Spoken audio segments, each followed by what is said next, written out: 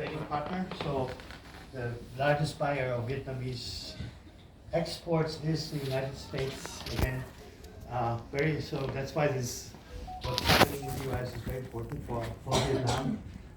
Then China. China sends stuff down here. Because labor costs actually about 1/3 of what it is in China. So then moving back to China and South Korea. So what is it that they produce here? Exports is mobile phones. If you have a Samsung phone, it's made in Vietnam. Quite likely, it's like 80% of the mobile phone production is actually made here, right? If you have Apple's headphones, the earpods or something like that. Yeah. They're made here in Vietnam. Now they make the MacBook here in Vietnam. Yeah. So before, sort of Vietnam was always aiming to get rid of this textile garment because there's very little money left in the country. You import cotton, you sew on some buttons, and you export. It's not much value added. Yeah. Sort of value added in Vietnam. But by producing consumer electronics, there is much more value added, but also you attract a lot of other industries, right? So if you use Apple's earphones, I always forget how they're called. iPods. iPods? No, AirPods. AirPods. You actually attract companies that do sort of sound engineering and things like that. You attract companies that do packaging and so forth. So you not only have Foxconn here, the producer for Apple, the manufacturer for Apple, right? But also a whole sort of supply chain that comes with it, right? So that's the nice part of having sort of higher value added manufacturing here in Vietnam. They seem to be successful recently.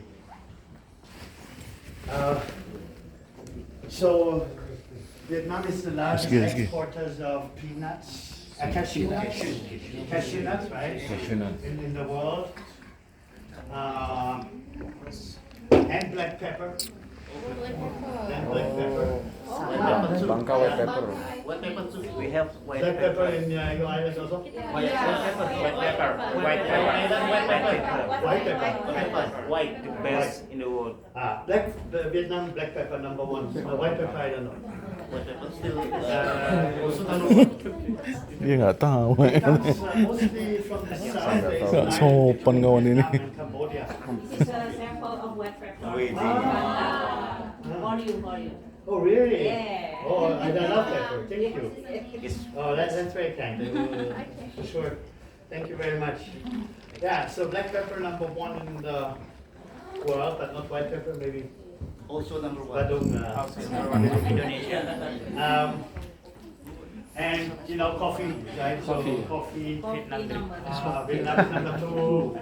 We love coffee. Huh? We love Yeah. coffee. We love coffee you separate into two big boxes. One is Arabica Arabic coffee. This is the more expensive one, and I think actually maybe Indonesia has a lot of good Arabica. But then there is the more cheaper one. This is Robusta coffee, and so Vietnam is actually the number two in Robusta coffee, which is cheaper. You don't need to grow it so high, right? Arabica, you must go higher up the mountain. But Robusta, you can do it lower, that's why it's cheaper. So number two in the world, competing with Brazil, I think is the biggest competitor.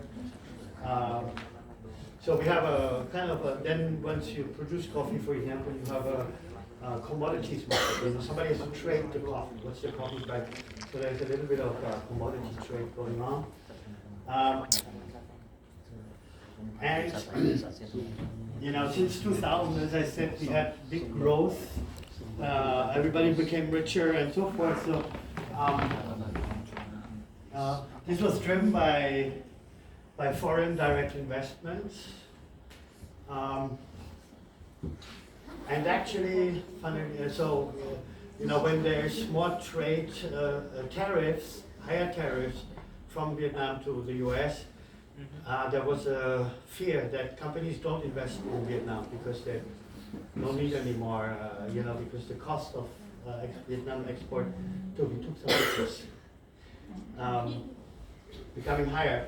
But in fact, Vietnam just since Trump administration announced more taxes, Vietnam has never had so high FDI into Vietnam, because also it's of course the China, what they call the China plus one strategy, where large corporations have to have manufacturing in China plus one other country. You cannot depend on China only, right? So, and this plus one, many times it's Vietnam, sometimes it's Indonesia, sometimes it's India, right? But Vietnam is winning this plus one part quite a bit. Also, the location is quite good, sort of all these boats from Shanghai and Hong Kong, they can make a stop here in the coast of Vietnam. So we have recently, so Foxconn, you know this company? Yes. Taiwanese company. Yeah. So I read about Indonesia and the iPhones, which I find a bit funny, honestly. So I think you don't find it funny, but so Foxconn is the OEM, the original equipment manufacturer for Apple, right? So they have, of course, made big investment, but we are very. I like a lot to share with you that Lego has, for example, just opened a new factory, $1 billion FDI here, Bin Yung, not far away from here. The reason why I think it's interesting is that Lego is from Denmark. And Denmark is very much about the environment and the need to be environmentally sustainable. So one of the things when they come to Vietnam, they insisted on is they cannot use carbon-based energy. So they cannot tell their shareholders in clean Denmark that they come to Vietnam and pollute here. So they insisted, okay, here's $1 billion investment, but we must have made sure 100% of our energy is from renewable resources. So, and that was a bit of a problem, and it took them 5 years to negotiate, because energy production is a monopoly in Vietnam, and that needed a whole lot of change, so that suddenly there will be solar farms and wind farms, and they actually sell it to Lego. So basically this Lego investment has changed a bit the kind of energy sector in Vietnam. And now other companies also say, oh, we also want sustainable energy only. And so they have this, basically, they have to reform the entire energy laws of Vietnam because of this one investment by Lego. And it's great. So companies don't come here because they can pollute. I study a bit international business, and the kind of assumption that people make. Why do you, when you ask the question, why does one company go from invest in another country? Why do you go there? It's like, yeah, it must be cheaper. You have cheaper labor, cheaper energy. You can pollute the price of regulation is cheaper, and so forth, right? But this example says it's not about being cheap. It's about being fast, responsive, having things like that. So FDI. So it's continuing to drive a lot of growth. There are these what we call in academia effects, right? So the moment you have a foreign investor, it raises the governance standards, it raises the skills of the workers. So it's it's a lot of good things associated with foreign direct investment. Indonesia is also very successful in this area, right? Here's a chart I made the other day. This shows us, so here are 3 countries like Vietnam, China, and Korea, and all of them had a year 0 of economic reforms. For example, Korea was a long time. a military dictatorship. General Park, right? So for many years, Korea was a military dictatorship, and then at some point, they said, okay, let's liberalize our economy. Let's have the private sector roaring. China as well, with Deng Xiaoping, who opened the economy in China. So that you can determine when there was the sort of year zero. Before that, before year zero, we had some kind of central economy, centrally sort of planned economy, and after that, we have market-led economy. It's sort of like the government is out, right, out of the economy.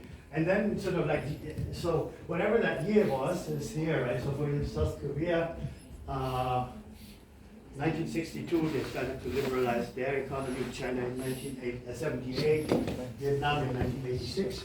So I set that all to year zero, right? And then looking at the growth rate. And interestingly enough, Vietnam has grown fast, I wanted to say, but not that fast. It's not China, it's not Korea. And that was because there was still a lot of government involvement from sort of the government. So basically, this is 1978, 1986. This is today. This is today.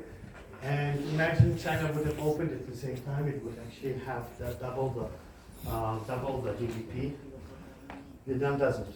And Vietnam's government is quite aware of this. Now what they want to sort of like, of course, grow,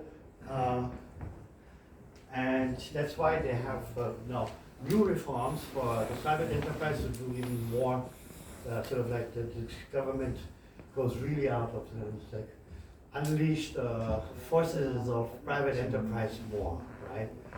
Less government involvement, faster. If there's an approval needed to build a house, it will be done much faster, and so forth, right? So yes, we think in isolation it did well, but it didn't do as well as China or Korea did in the first 25 years of economic liberalization. This is a picture I took in Hanoi, right? I find this is a nice picture because it's sort of, this is what I see as Vietnam, right? Partly, we have modern financial institutions, right? At the same time, we have sort of the old trade, and we have sort of people who are maybe left out of the benefits of globalization and so forth, right? So, but here are just some other things. Any comments? Okay. So So far, so good. So one of the, so 100 million, the 100 million live Vietnamese was born last year. Life expectancy is quite high, as high as in the United States, with the very different healthcare provision. Median age is young.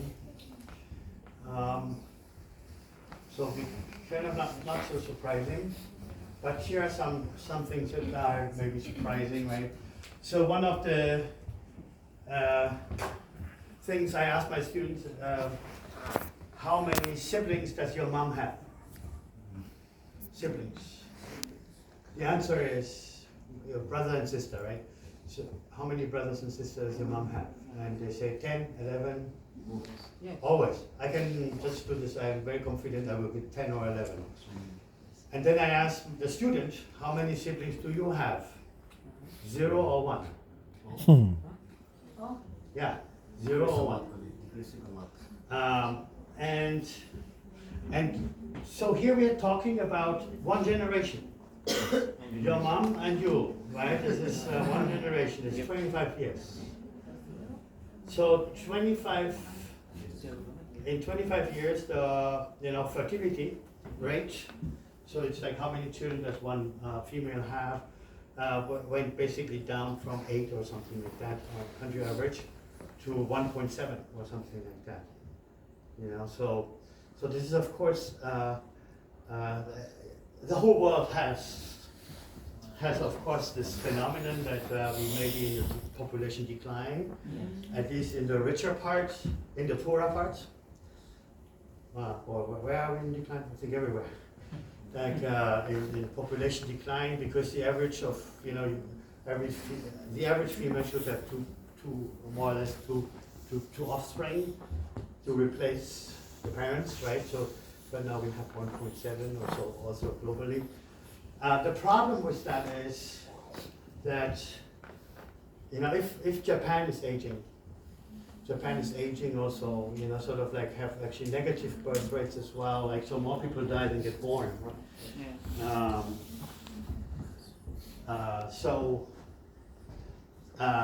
Is that Vietnam is not yet rich. So Japan is rich. They have a system in place to take care of the elderly, but in Vietnam, no. Even there's no sort of of course, maybe similar in Indonesia, is that the next generation is the retirement for the current generation, right? So that's why you had 11 children, because they would take care of the parents, right? So that was the retirement system. But now that is breaking down.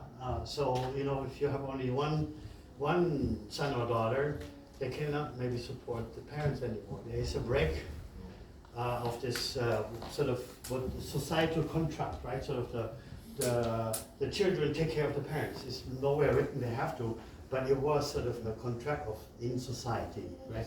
And this contract is being sort of broken now, and Vietnam is not very clear on where to go. Like, so who takes care of the aging people? So less babies and people get older, right? So that now we have an inverted sort of demographic pyramid. Very few young people, but a lot of old people. So it's not very clear. At the same time, the young people don't want to take care of any more of the old people. So perhaps actually investing in retirement sort of homes here in Vietnam might be a good business.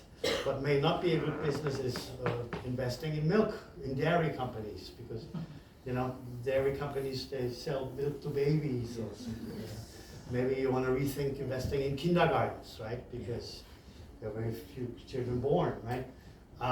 So this gives you and do I have this here? So one of the results is that Vietnam is the fastest aging society in the world, right? So Vietnam is the fastest aging society in the world. So because of the increasing life expectancy, but very very few children, right? Fastest aging society. So when people talk about, Vietnam, come here, you have this young workforce, dynamic and things like that, but in 10 years, no, because there will be no more young people coming, very few, right? So, so that's something that doesn't, I think, deserve enough attention in the press.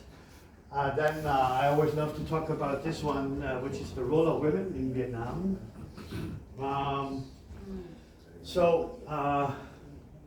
Actually, this is a study I'm working on, for example. This is a finance study. But what we did here is we have data on Vietnamese companies, and we know whether the CEO is a male or the CEO is a female. Simple as that, right? And we have the stock market data, the company data.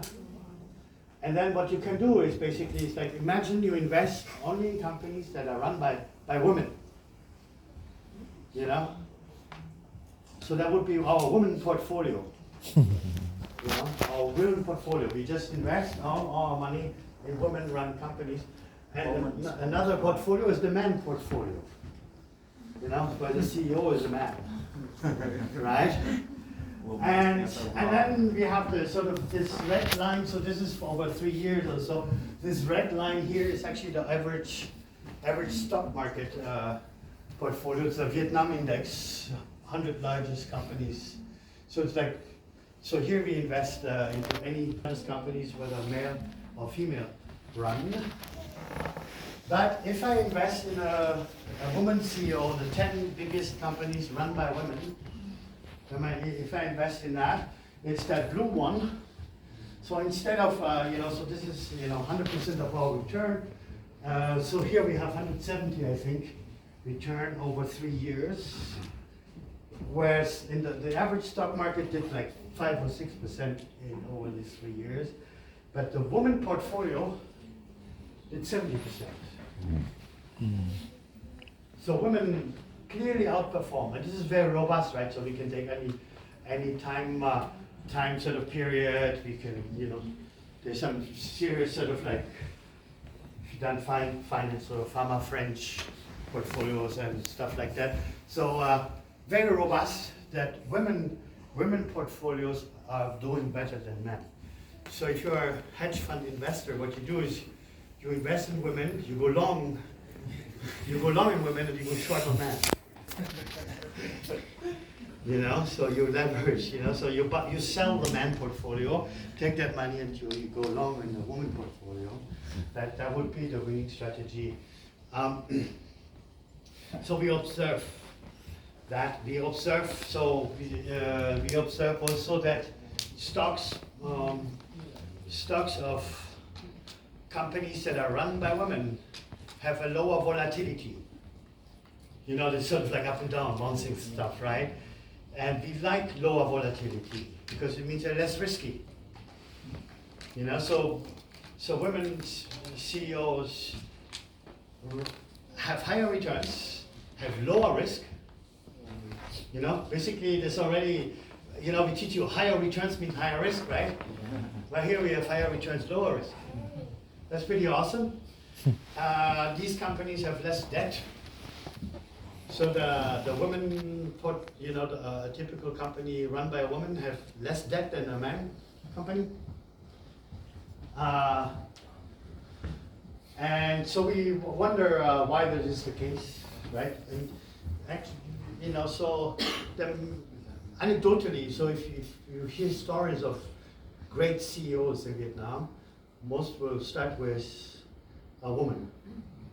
Because it's sort of like some of the iconic CEOs here in the country are, the woman from Vinamilk, Vietjet, maybe, Vietjet or something like that. So the women are really the sort of like the headline sort of grabbing one.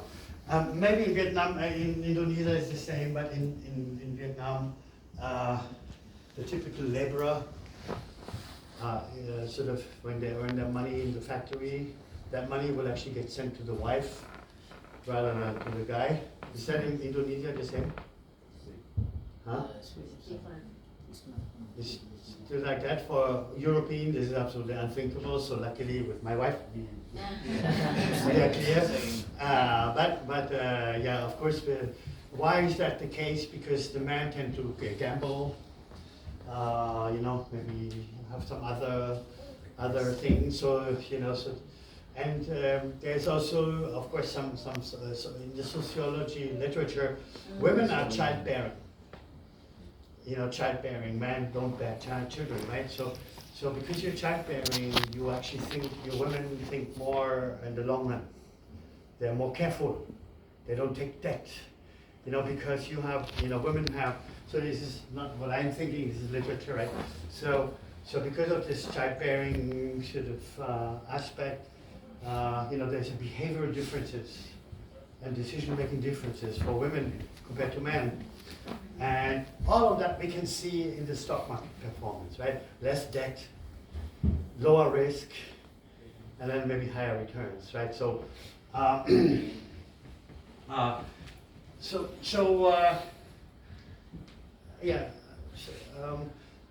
why sort of like, okay, one explanation maybe actually because of this childbearing kind of insights that sort of changes decision making for male versus female, right?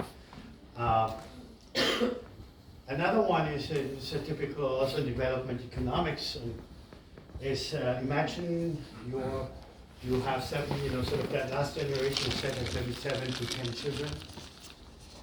You live in the countryside, and now it's time to send them to university.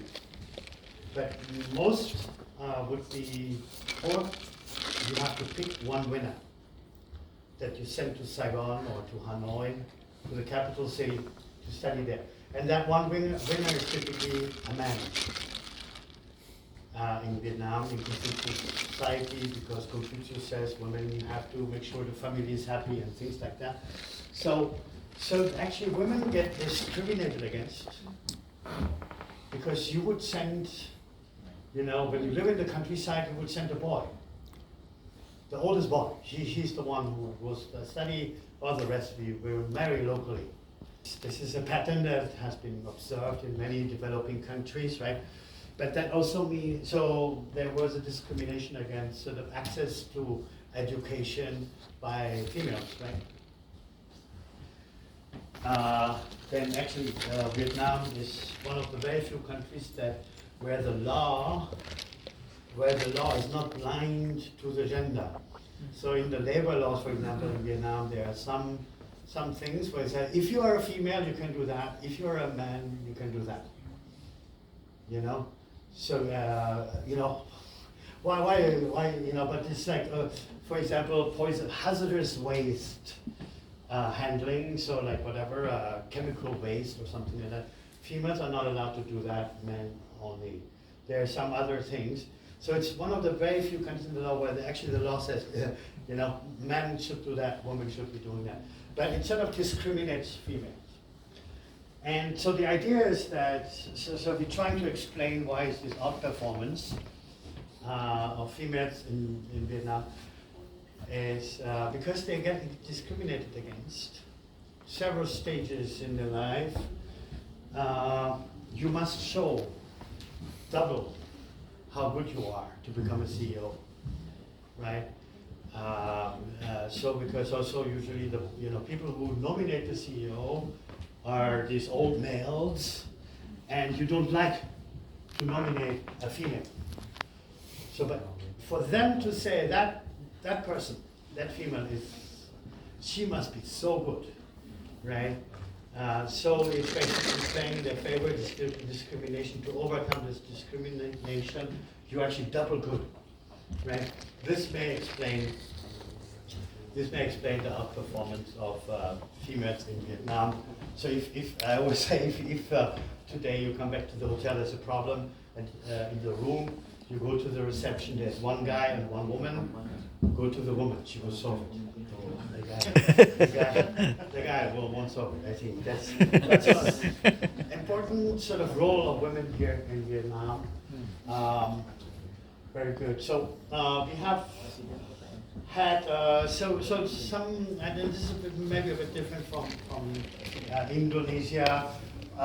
Huge growth in wealth, but the good news is that actually the growth gets very evenly distributed, right? So there's some measures of wealth distribution, So imagine you have like one very rich guy in the country who owns 99%, and the other 99% owns the rest 1%. So it's something called the Gini coefficient. Gini coefficient that measures inequality in wealth. And in Vietnam, yes, it has grown, but everybody has benefited from that.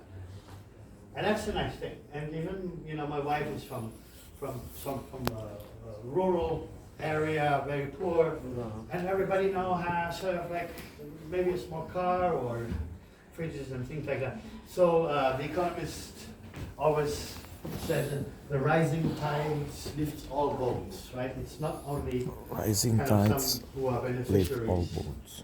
of the growth. And this is kind of nice. Maybe not unexpected in a country that is communist, so not unexpected. So there is an equal wealth distribution. Here is something that's interesting, education in Vietnam. In fact, I don't know whether you know something about study. PISA is a study where they go around the world, I think every 4 years or so, and they ask 15-year-olds in different countries the same questions in local language and so forth, math questions, some sort of logic questions, some questions about do you understand the text? They make it really comparable, and basically they want to find out which has a good educational system, right, with the study. And so normally there's a strong relationship. The more you spend on education, the better is the system, right? So we can see here, for example, so this is GDP. This is the GDP per capita. It's a logarithmic scale. But so we can see this. But so Vietnam on the scale, so this would be kind of the expected value, right? So, but Vietnam punches very much above its weight. It's actually the educational level is like Canada. So this is the level of education that, or the kind of the responses from this PISA study, right? And in fact, so Vietnam does on this international comparison always very well. They do so well that if you study education globally, you have to take out Vietnam. It's an outlier. If you leave Vietnam in your study, it will falsify all the results. So statistically, you cannot leave Vietnam in the study because it's somehow an outlier. It's so good. So much achievement there, right? You see, this is sort of an outlier. So you have to take Vietnam out and then the curve is smooth, right? So Vietnam is literally an outlier in education. It even has a name in the literature. They call it the Vietnam effect. You know? Actually, you can ask your bus driver when you go back, you say, to help you with your integral. The bus driver will make an integral. No problem. What's the problem with an integral? They're really good in math. They're really good in sort of science. Heavy focus on the higher sort of secondary education, high school science. They love here in Vietnam everything where you have a clear answer.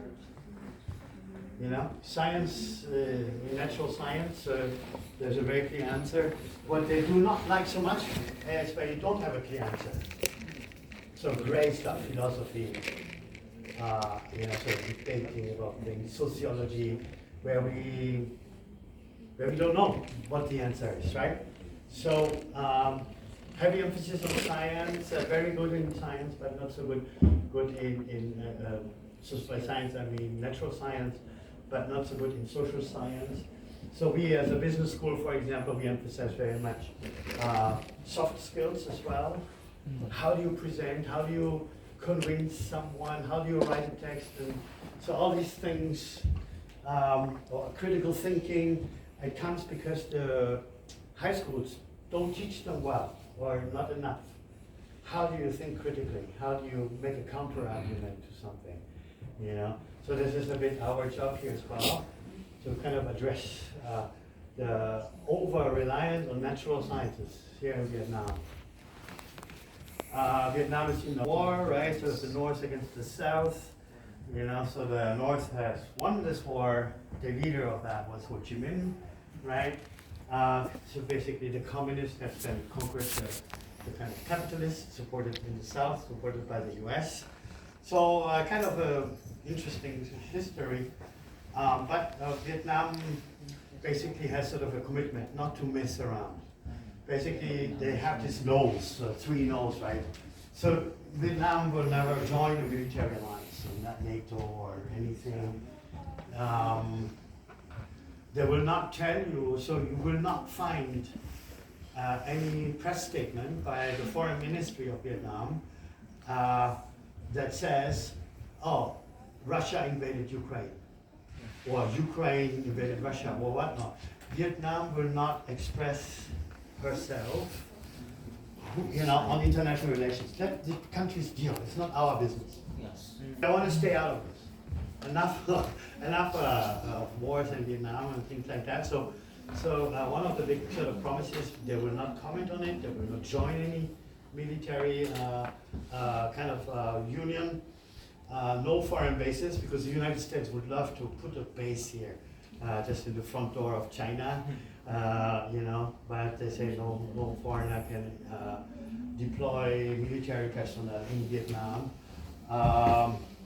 Yeah, so it's quite interesting. So they want to be a bit like Switzerland, like neutral, right? Because also the relationship with China, and I think you mentioned that earlier, is very complicated, right? So I will share the slides. You can read this article that's linked there. There is China invaded once Vietnam, long time ago. And there is still a strong resentment among Vietnamese people, and this is off the record, right? So Vietnamese people against China. So if you find cheap apples in a supermarket, people won't buy it because they think it's from China, and there's some rumors sometimes, oh, China put some poison in there. Yeah. So there's a strong, it's sort of, there's some, not a very good relationship. Put it that way. There's even, you know, there are these some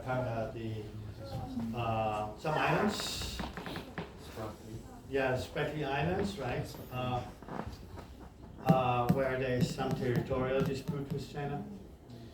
If you screen, sometimes Vietnam retracts movies or it doesn't allow any movies to be shown here, because somewhere in this movie you have seen a map, and on that map there was something called the South China Sea. For Vietnam, this is not the South China Sea. This is an illegal name. It must be the East Sea. This is east of it's not south of China, it's east of Vietnam. So if you make any advertisement that has South China Sea there, you will pay a big fine. Or, you know, so sometimes companies, they just take some maps and then it's the wrong wording for Vietnam. It must be called the East Sea, for example. So these things sort of, the Chinese Vietnamese relationship is a very complicated thing, and you know, something to think about over a coffee actually or two. It's open to visit, right? So sometimes the U.S. Navy comes here, sometimes the Russian Navy comes here, right? Or the Chinese Navy comes here. So here's the kind of stuff actually I like to think about. So we teach strategy, and when you open a strategy book, you know, sort of the problem is that many of the kind of teaching we do has been developed in the United States, and markets are perfect in the US. There's supply, there's demand, there's meat, and everybody's happy, right? But it doesn't work like this, neither in Vietnam nor in Indonesia. So what we're really sort of like try to understand better is how do you compete in what we call non-market conditions, where it's not about the best winner. It's maybe about the politician that you know. Maybe it's about, you know, helping a journalist to write a bad article about your competitor and things like that. It's not so easy like, oh, here's supply, here's demand, they meet, everybody's happy. No. It's much more messy, and we call that non-market competition, right? And so, so typically, you know, so for example, one of the characteristics of Vietnam is that you will find many pockets of what I call micro monopolies, right? So, or oligopolies. Here's, for example, the market share of a company called Wiener Milk in yogurts. One company has 85% of the yogurt market. You cannot say this is a perfect market. The idea is sort of like a perfectly competitive market. They can abuse, you know, their market power, right? They can just increase prices, demand remains the same, and so forth, right? So, or even milk, right? So liquid milk, this is the kind of stuff, you know, we have a daughter. Vietnam is one of the highest milk prices in the world. Why? Because somebody has more than 50% market share, right? I'm not so sure about Indonesia, but in Germany, maybe the highest market share is 0.01% of milk because it's very locally produced, right? And then the competition kicks in, and you know, you have to fight to do it faster, cheaper, better. But if you have 50% market share, yeah, slowly you can raise prices and so forth, right? So we see many sectors and that are not very competitive. That's there's of course an opportunity. So you have to look at these kind of industries where we have a high concentration of companies, so which means there's like some companies that have very big market power, right? And that's where you can earn super normal returns, right? So this is something we like as a consumer. I don't like that. As a shareholder, I love it, right? So, but markets don't work sometimes here, right? Second thing, so we have to understand regulatory strategy. That means you have to have a team of lawyers in Hanoi, and convince the government of shaping the laws, the regulations in your favor, right? So for example, if you are producing medical equipment, MRI machines, things like that, you don't want to have competition from China. You go to ask your lawyers to convince the government that any company that has less than 50 years of operating experience, less than 10,000 employees, should not be selling their stuff because it's likely to get decisions or something like that. So you have to understand how do you shape the regulatory environment in your favor. Whether this is ethical or not, we can discuss that another time, right? But you clearly, because your competitors will do it. They will, ensure that the government will make a cutoff, basically just below their own standards, right? So regulatory strategy here in Vietnam, many consumers have,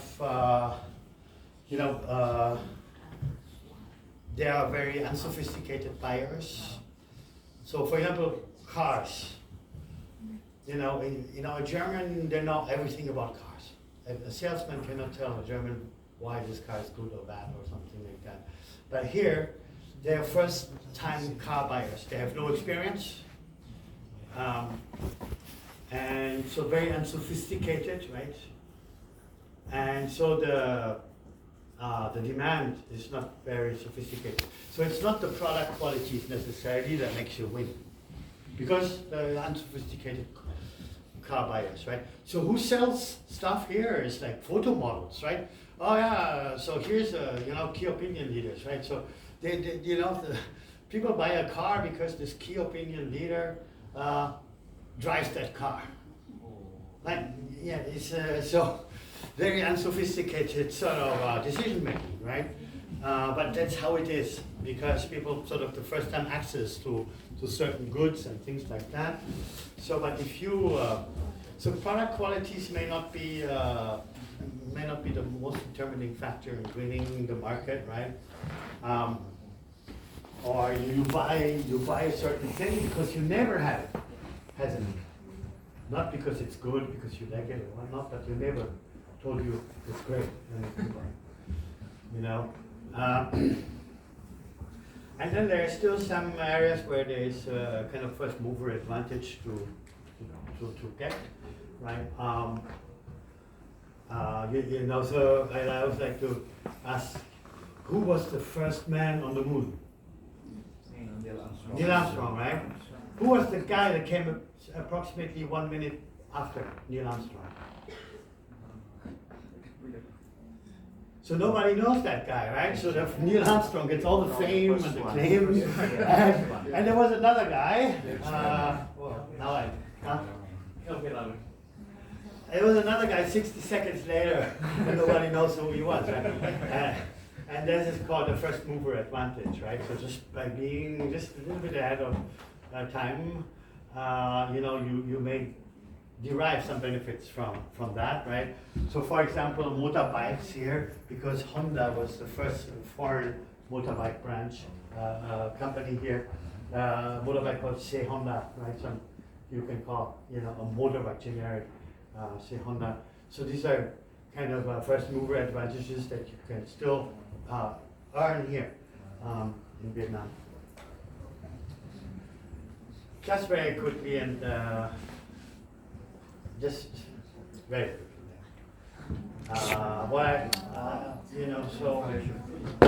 So one of, as I said, like, interestingly enough, Vietnam is one of the two countries that grew during COVID. You know, and if you think about why this is possible, it's because of this enormous agility of Vietnam's economy, right? Agility meaning you can reconfigure your value chain very quickly. And here's an example. This was in April 2020. I don't know what your memory is, but it started just like 2 or 3 months before. It was sort of the first rumors of this virus or something like that. Maybe in February, March, you know, sort of, oh, here was a virus, there was a virus. And then in April, it kind of hit very hard. And in Vietnam, we have a company called VinFast.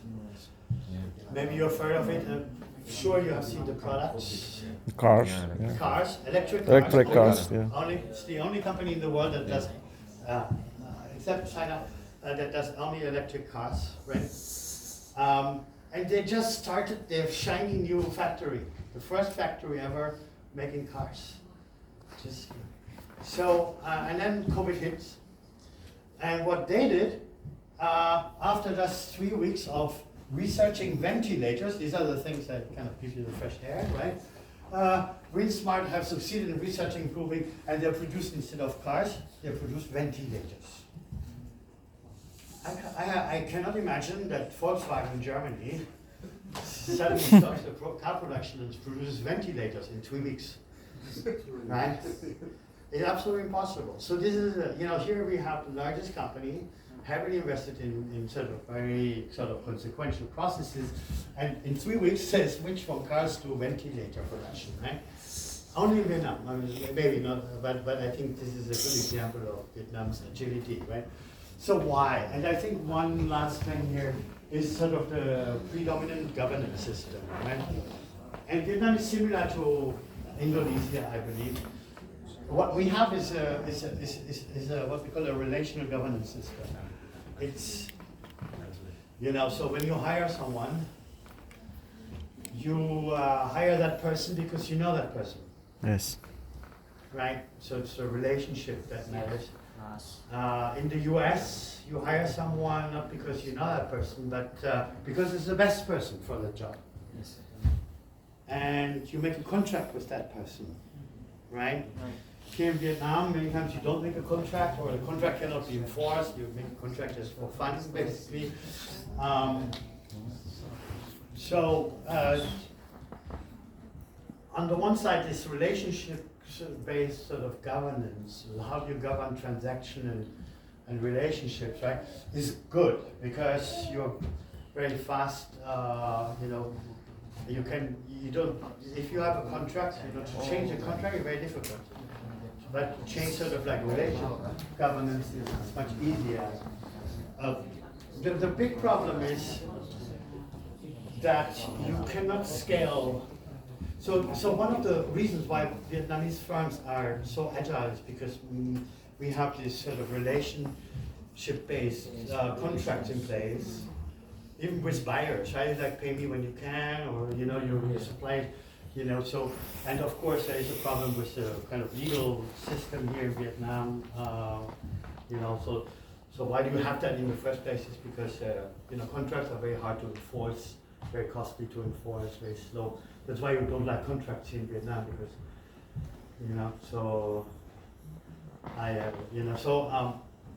the big problem is with this system, and it might be for this relationship-based governance economy, and this might apply for Indonesia as well, is you cannot scale very well your company.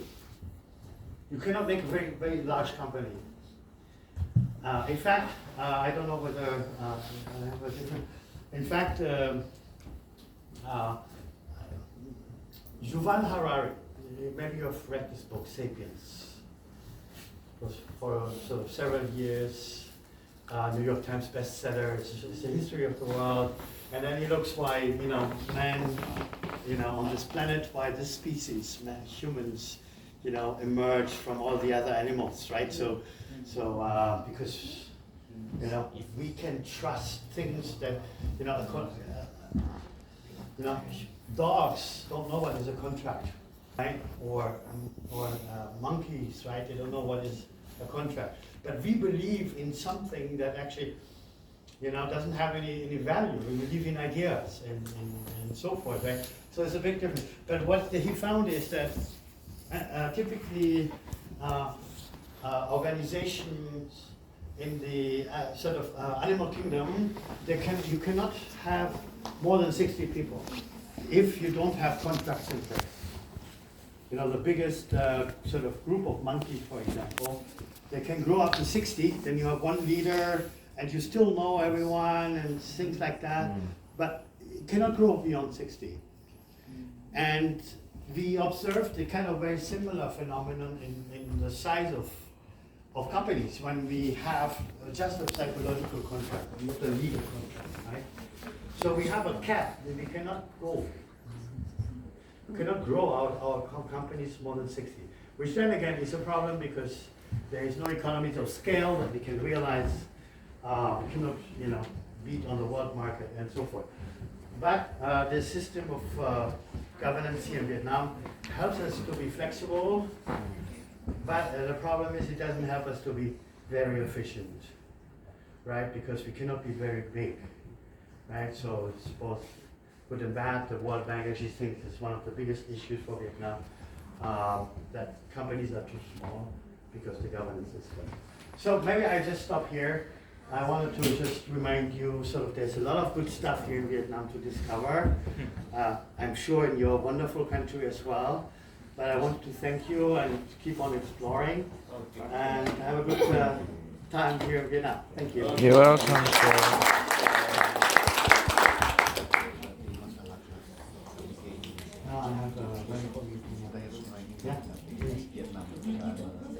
Yeah. Yeah. In the camera. Yeah. Yeah.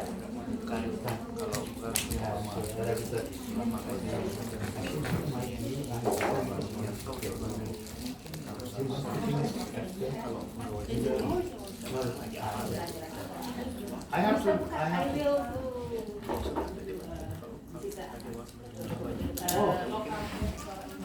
Oh, thank you. Oh, and the white pepper. That's mine. Yeah, the white pepper. Let me take a photo. Oh, fantastic. Getas. Fish cake. Ah, where is it? What is it? Long fish. Okay. Okay, photo. You're the Vietnam. All right. Here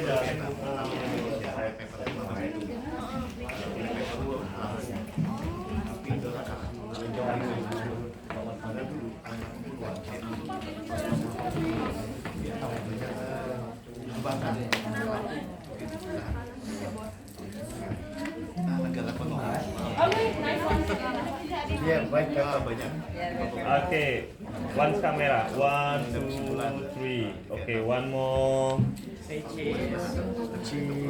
Cheese. 1, 2, 3. Okay. Sorry, one more. One more done. Nice. Nice. Thank you. Thank you very much. Enjoy. Thank you so much for the opportunity. I have to leave. I know you do something.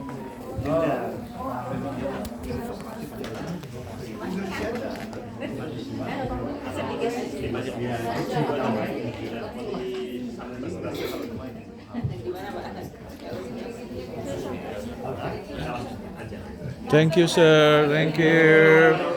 Bye.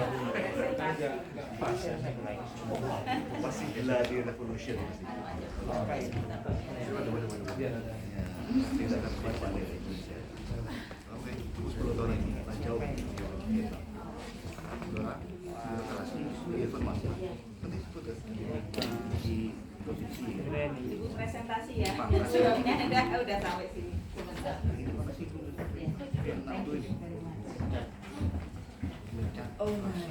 Ke siapa Pak presentasi Pak? Hah? Ke siapa? Udah, makanya. Ke kita? Kita terlanjur aja. Oh, oke.